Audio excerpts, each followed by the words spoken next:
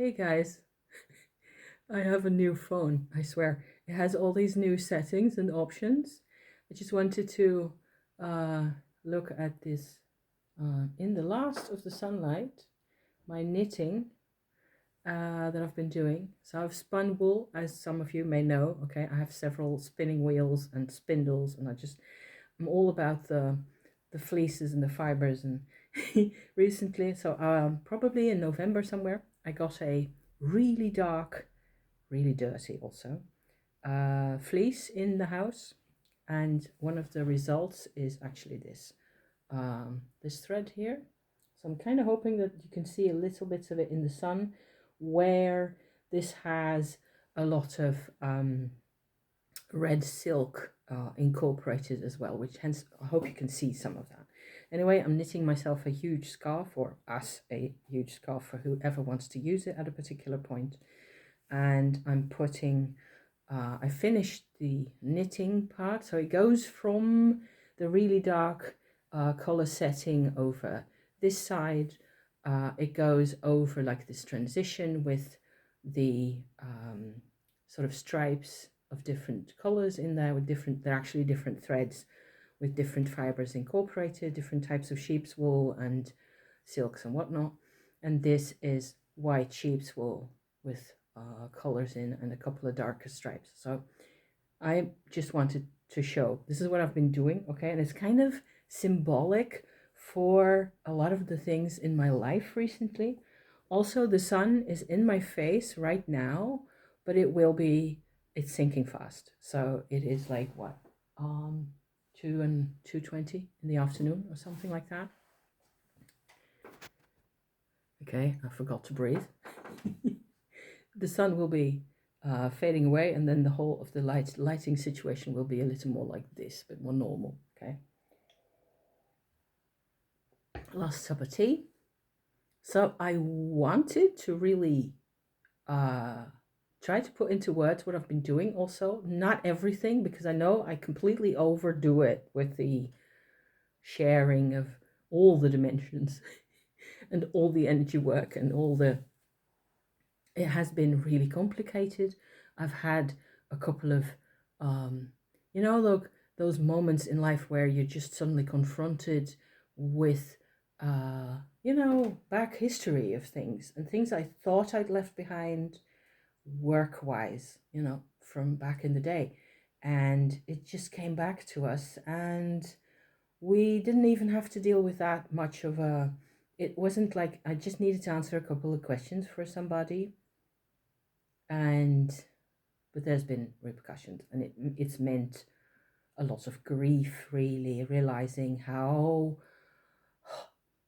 basically how different everybody's path is in life, and how for me it means I was never really able to understand what the real nature of the path was for people I was connected to. I hope this doesn't sound too abstract or too vague. I don't want to go into a ton of details because this is not what I was going for with my video today.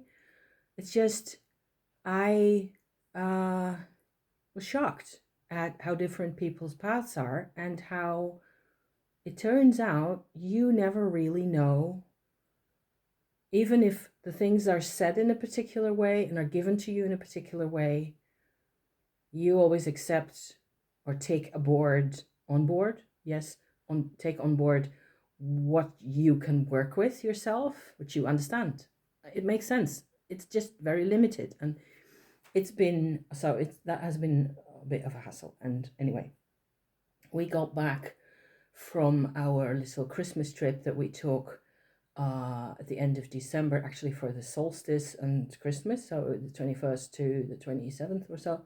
We were away in France, and we'd rented like an old house, part of an old house. It turned out I knew it was going to be, slightly doubtful how comfortable it was going to be. I mean, the house itself was perfectly comfortable. It had central heating, it had a kitchen, it had everything we needed. But it was cold around the outside, and it wasn't even, it was freezing, sort of a couple of degrees, not that badly, but it was on the north side of, like, in a little tiny little sort of a valley in the hillside on the north side of the larger branch of the Vosges Mountains where we were at, and a couple of 100 meters up, not that high in elevation either, but it was so dark. I have never seen such darkness. And I mean, I live in the Netherlands. This part of the year, you don't normally get any sunlight, or not a lot of it. Every time I see the sun, I just run outside, or I run upstairs to go and grab a coffee and sit in the sun, because yay, a little more light and a little more life, it makes all the difference to me. So yeah, I hope some of this is relatable. And me, I just ramble on and I just try to tell you about things. So yeah. Some of the things and some of the darkness in general has been really difficult to even think out properly. I've got a new system. Okay, so that's why I'm here today. I've been thinking about presenting my system to YouTube, to you, if I can, at least part of the way, where I've been working with tarot decks, specific decks that work for me. And I suppose you could really apply what I've been doing here, if you wanted, to a completely different set of decks and a completely different set of approaches and whatnot.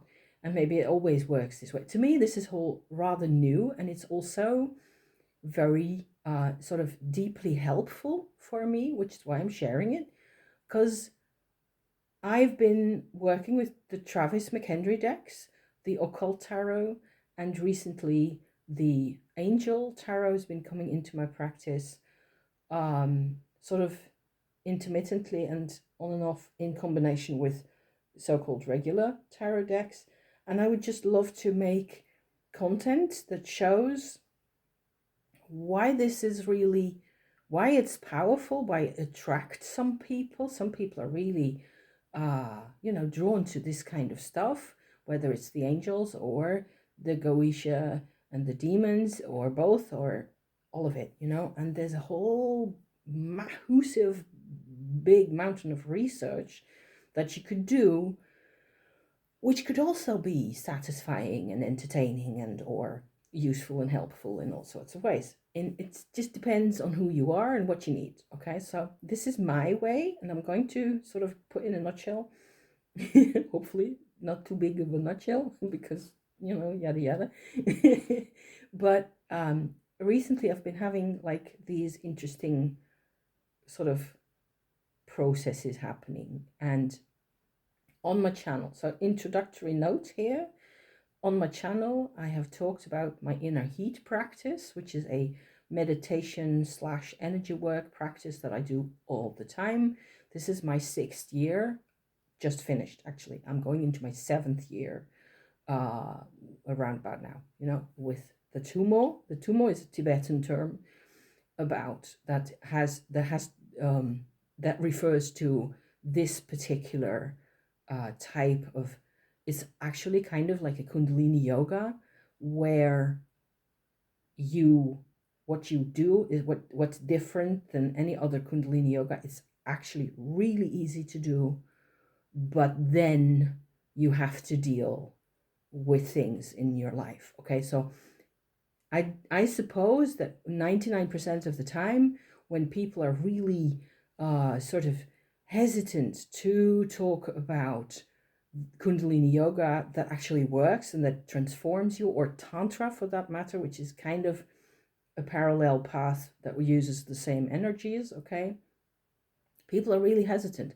People are really careful to not overshare, or they say even that it is forbidden to share. It is no longer forbidden to share. I've heard many times already people say from those areas, from Asia, who are really practitioners of either the inner heat, the Buddhist, diamond path kinds of practices, all those different areas of expertise that there are. People say these things are good to share nowadays. Okay, so here's me sharing part 1, always tumo, inner heat. Okay, I'm actually going to go right now into how you do this, because I think it's time. 2026 is a whole new life, it's a whole different world. And let's just try to, I'm just going to add my little drop to the whole huge ocean of information out there. And may all sentient beings benefit. I always think that and say that. And I've just had such incredible progress and benefit from this practice, with also the tarot in. So please, grab a drinky or something or snack. And if you want to be here for a bit, thank you so much. I appreciate it, no end. But this takes a little minute to actually explain properly. And I've wanted to do this for months now. Maybe now's the time. So, because the inner heat, it's really simple, okay? The inner heat brings out everything that we have always repressed, emotionally, psychologically, memories, pain, anger, rage, everything.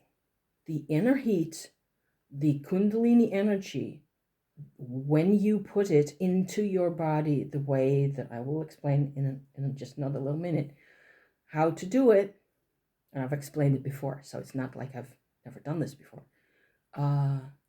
It will just sort of eventually pull apart all our resistance, all our lack of sincerity with ourselves, all our fear of authenticity, fear of being authentic, fear of throwing things out there and getting punished and whatnot.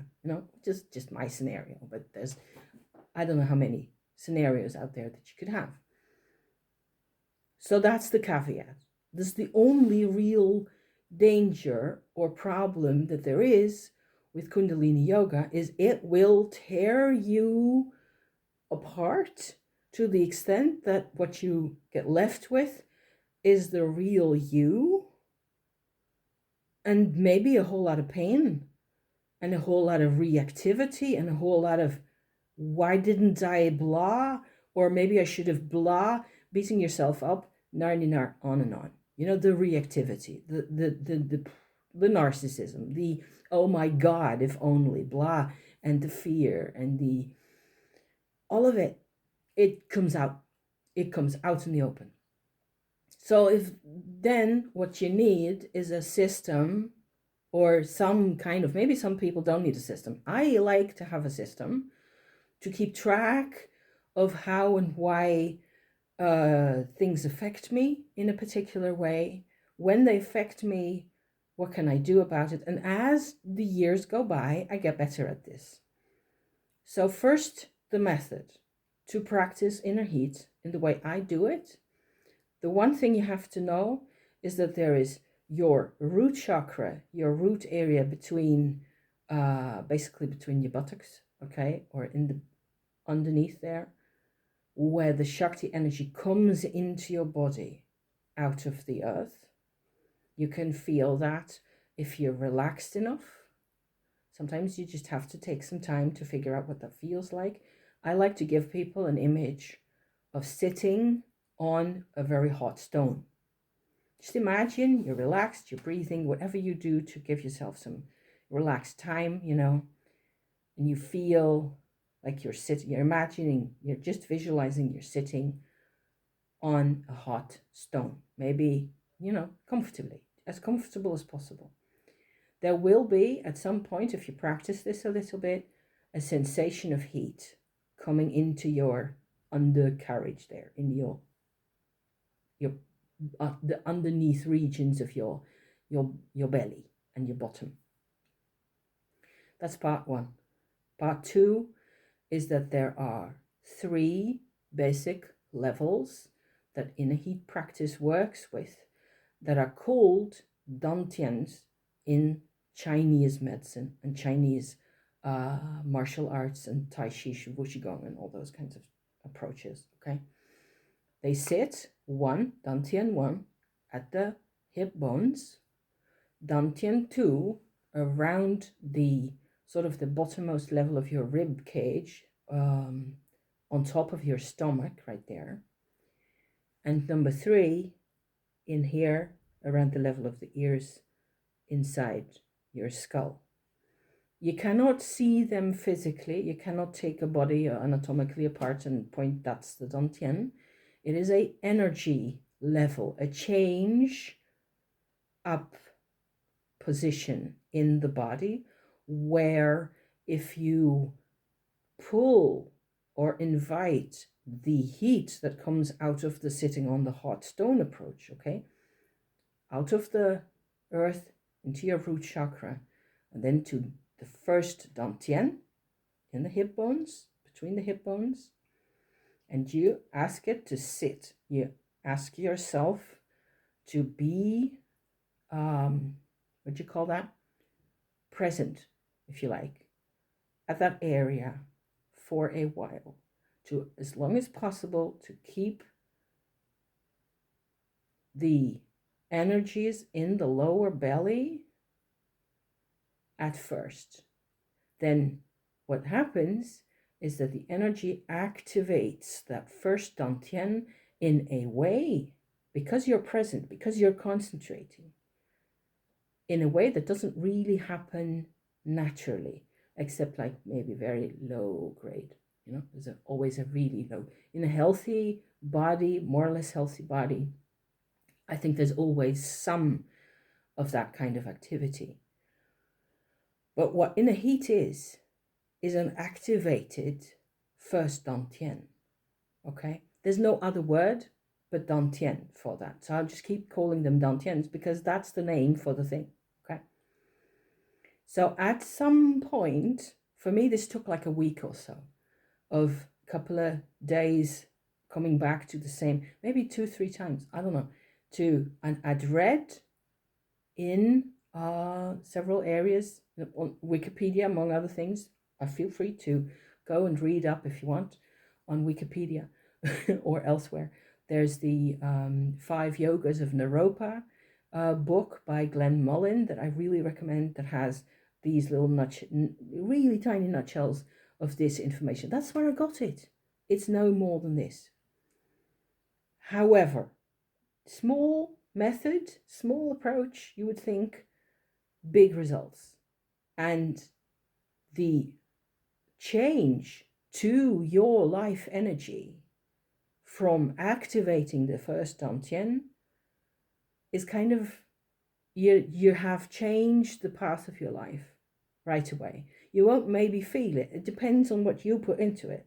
If you want to do this, if this feels good to you, I hope it does, because it feels great to me. I just love doing it. Even as I sit here and present the approach to you, I can feel myself sort of doing the work inside. And by now, okay, so like I said, on my 7th year in, I have activated my second dantian and occasionally my third, recently my third dantian as well. Each dantian has its own character, okay? I could do another 30 videos just about the different character of how the energy changes and how it feels to be working with that, and how helpful it can be to use one type or the other or both, or and so on. There's more, okay? There's lots more. But my point of this video today is to not only give you this method, so good luck. I hope you like what you heard, and maybe you can use this, you know, and if you don't, it's fine. I'm not selling you anything. I don't need you to do this. I need to put it out in the world, okay? The method of activating the dantian, it just changes everything for me. So my biggest accomplishment so far in my life has been that, and it has been painful, okay? So here's another, like a whole mind blown and complete at a loss to how to deal with things recently. But in the past year, in the summer, I I don't even know how to put it into words as it is. It turns out before that, I had a condition that's called depersonalization for all of my life, okay? So I am going to be 60 years old this year.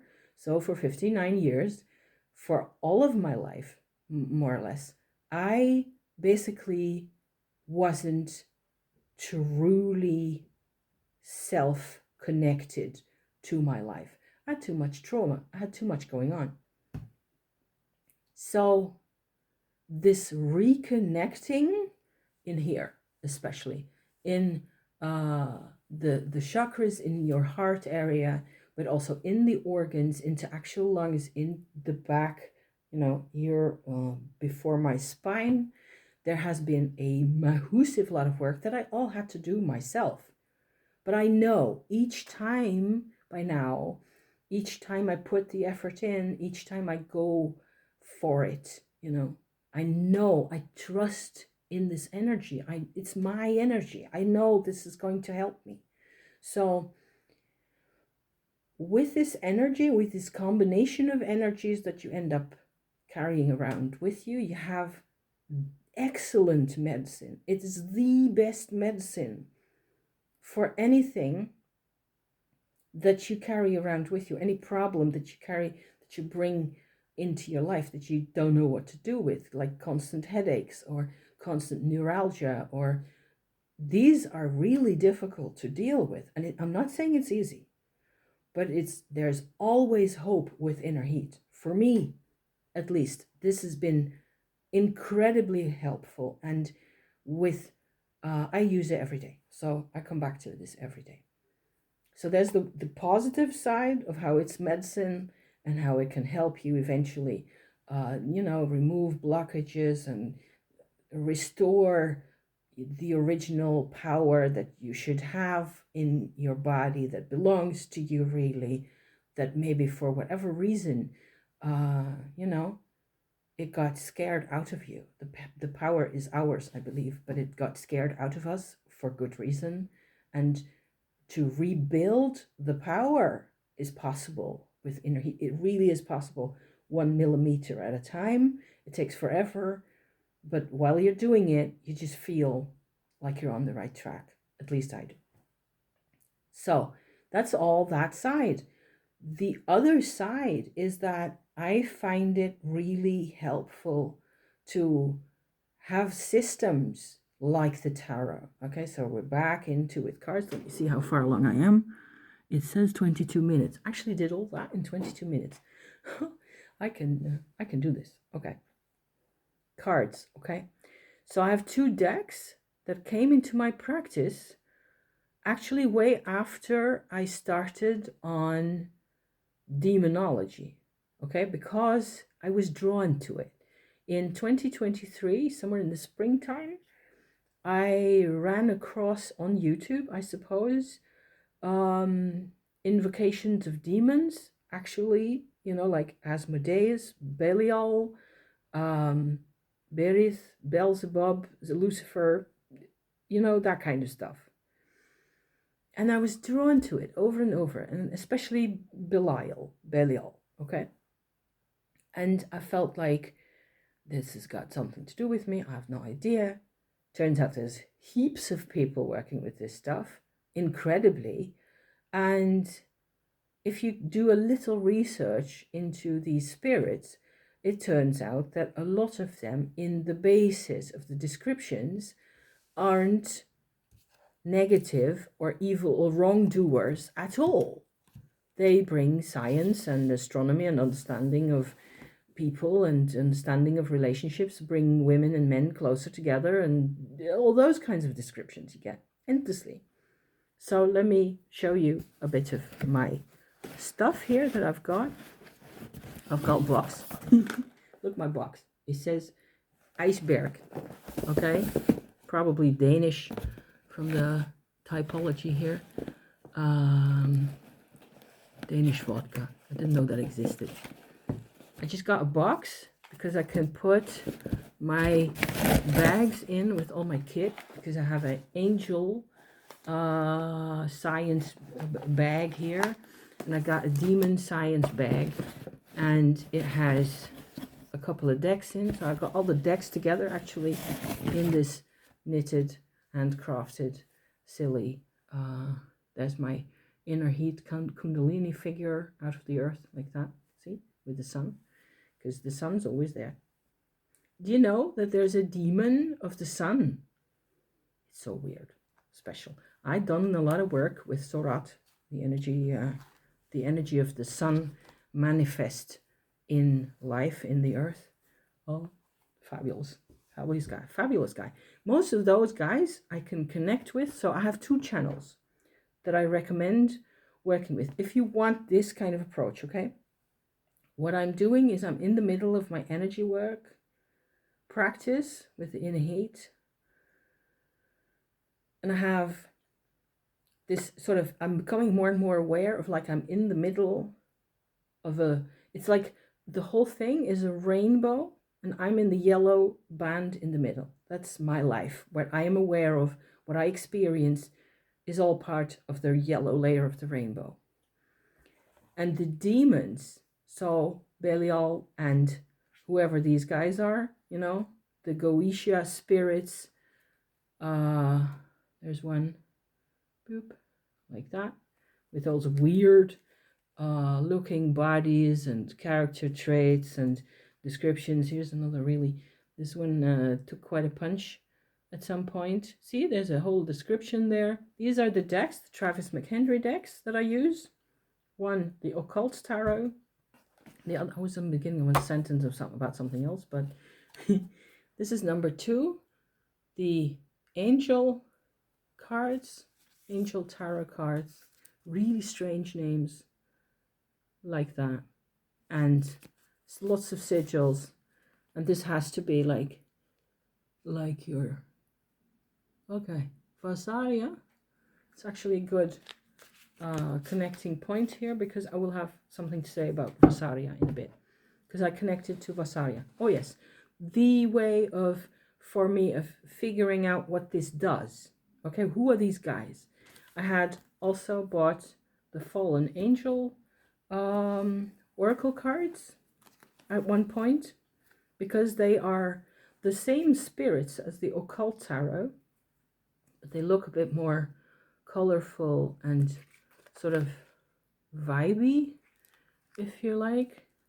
See, they're all a bit the same, quite nostalgic looking. And there is, I think, Belial, is that?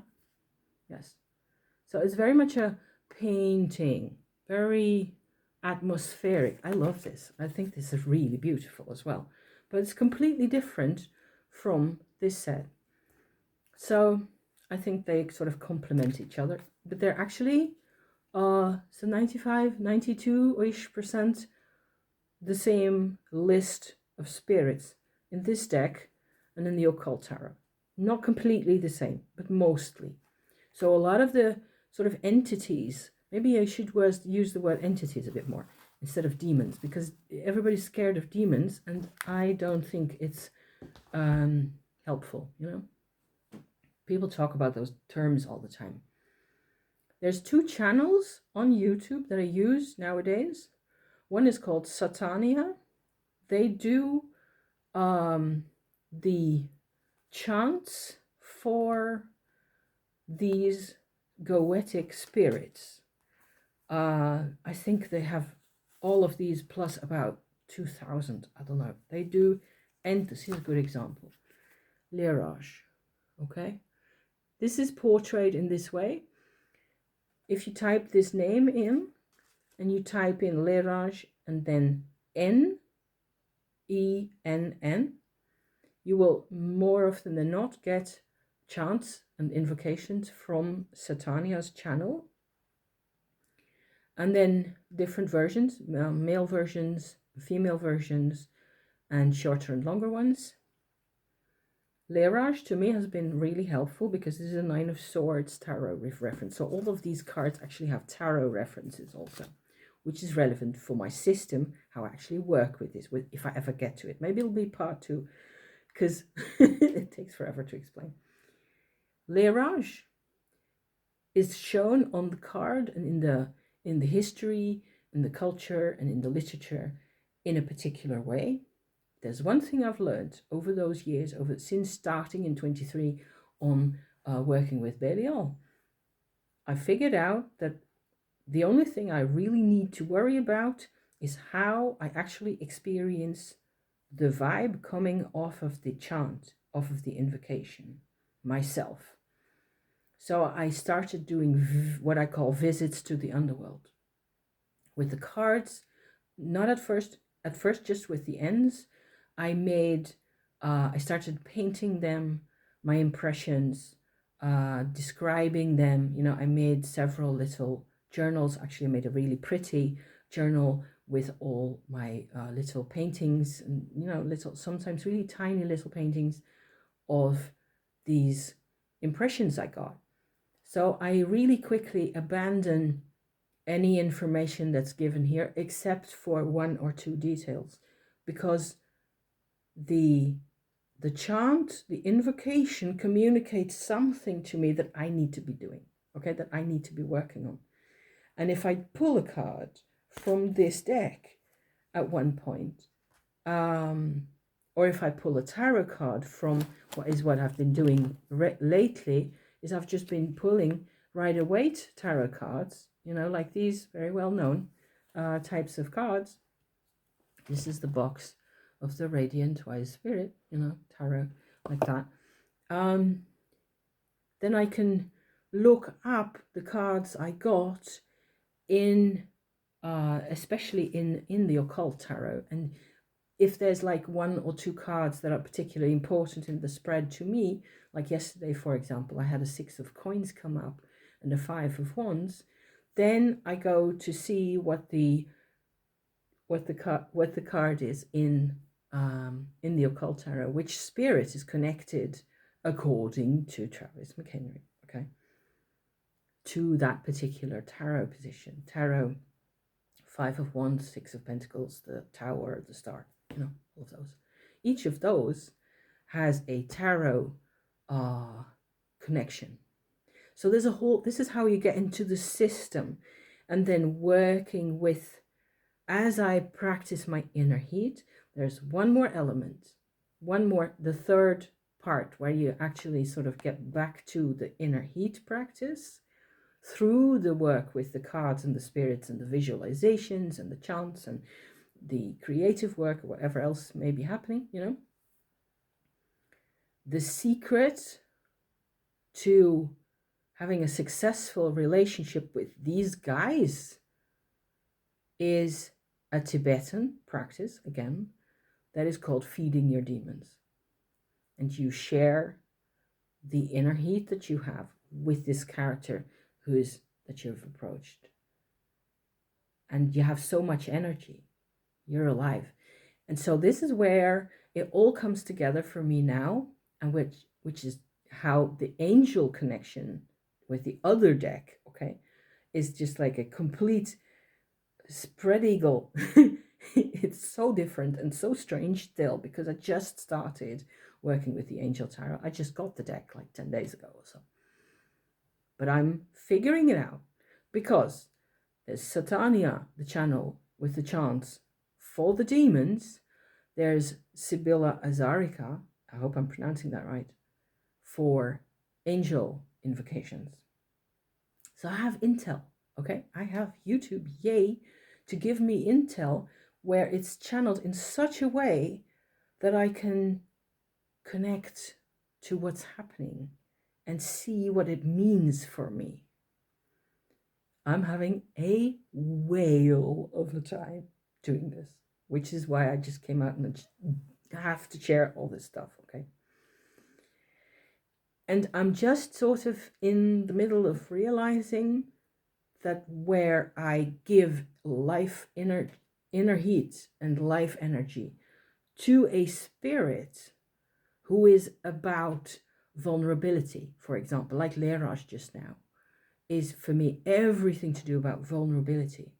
So clever that it's the 9 of Swords. For me, it's so useful. I see Leraj as a woman. No, there's a lot of variability in there, because I'm a female, a fab, a birth, so always have been.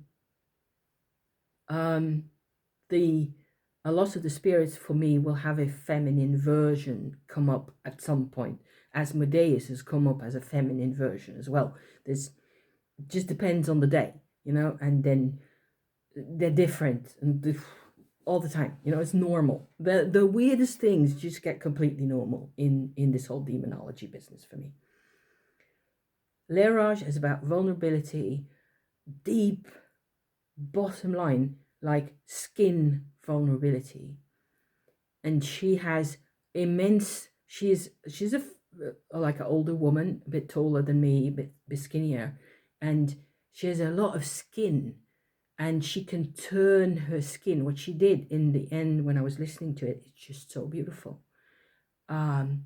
She was on a beach somewhere, and she pulled her skin off of herself, and it transformed into a ship with sails. She could drape her skin onto the sails and the rigging on the masts of this ship and sail away.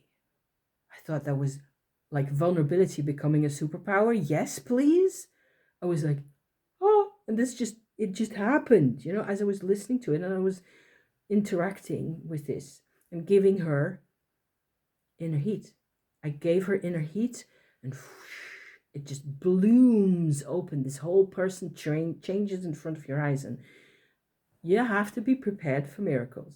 So this is one episode. This kind of thing happens like once every 2 months or so. It's not always that dramatic. It's not always that intense. Sometimes it takes a bit longer. There's people who, down there in the underworld, as I like to call it, so in the red areas of the rainbow, that are a bit more difficult to get to. And sometimes you have to really go look for them, and it takes 15 minutes or 30 minutes or an hour to, inside in the work. But there's always something happening, and you can feel it, and I feel better and stronger and more powerful. So it's been something I could really rely on, and they rely on me. Asmodeus, who's my patron demon, relies on me 100%, and I can, just talk to that guy. It's amazing. So the 2 channels with the chants, I will put the links to the channels in the description to this video, because yay, I'm finally doing it. And I mean, you can just go check it out, see what you like, and see whether it floats your boat, because great. The other thing that I've found really helpful, I printed this out. What's this thing? No, this is the French thing. I have the other thing, which is here. It's so easy to get distracted with all the knowledge that's around, okay? And especially the old books, the Kabbalah, the Jewish manuscripts, the angel language, Enochian, John D. Please, if it's your thing, go ahead and go for it and work with it. This is what I printed out yesterday. There's a couple of images from Wikipedia about angel languages, all really fine. I am not seeing how I'm using this anytime, like right away. It is interesting and it's appealing, and I kind of like it and so on, but it doesn't really work for me yet. So maybe in the future.